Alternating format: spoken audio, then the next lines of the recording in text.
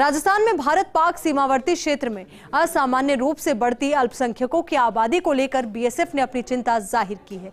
BSF की एक report में ये बात सामने आई है कि बॉर्डर इलाके के अल्पसंख्यकों में धार्मिक कट्टरता बढ़ रही है।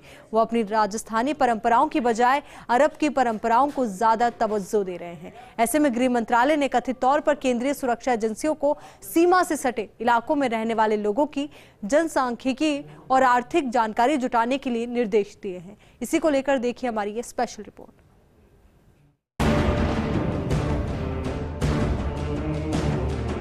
राजस्थान में भारत पाकिस्तान सीमा से सटे जिलों में पाकिस्तान की खुफिया एजेंसियों का लंबा चौड़ा नेटवर्क है, जहां सीमावर्ती इलाकों को पाकिस्तान की खुफिया एजेंसी आईएसआई अपना सॉफ्ट टारगेट बना रही है।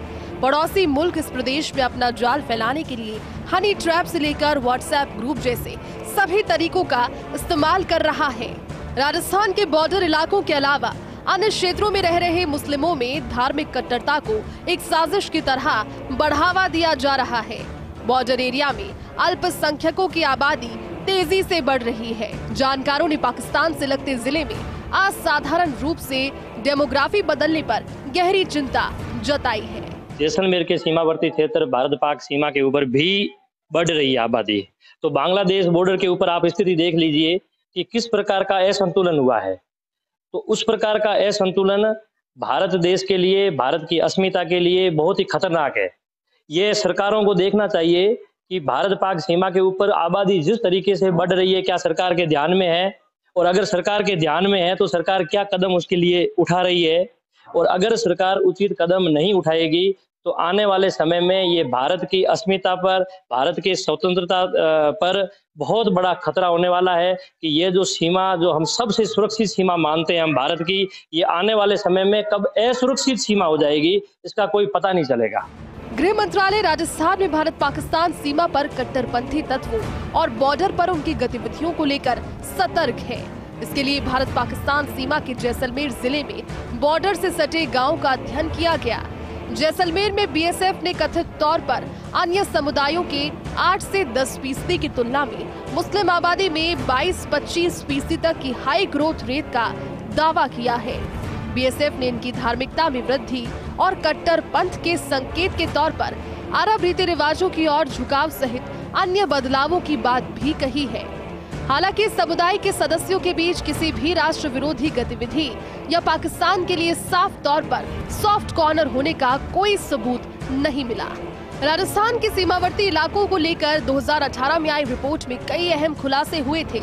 रिपोर्ट के मुताबिक सीमा से सटे अल्पसंख्यकों में धार्मिक कट्टरता बढ़ रही है। यहाँ कुछ समूह ऐसे भी थे जो राजस्थान के अल्पसंख्यकों की तरह स्थानीय परंपराओं को मानने के बजाय अरब की संस्कृति को तवज्जो दे रहे थे। उनके रहन सहन, खान पान पर बातचीत के तौर तरीकों में भी अंतर देखा गया।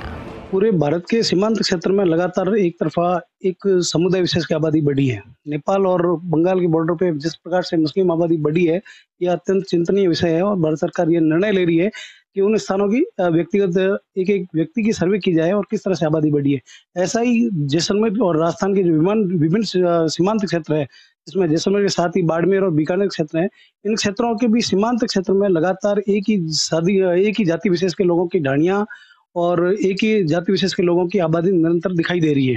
तो यहाँ भी सरकार को ये चाहिए कि व्यक्तिगत प्रत्येक व्यक्ति की पहचान सुनिश्चित की जाए, उनकी जांच की जाए और कहीं यहाँ भी आबादी की कितना प्रतिशत आबादी बढ़ी है उसका पता लगाना चाहिए।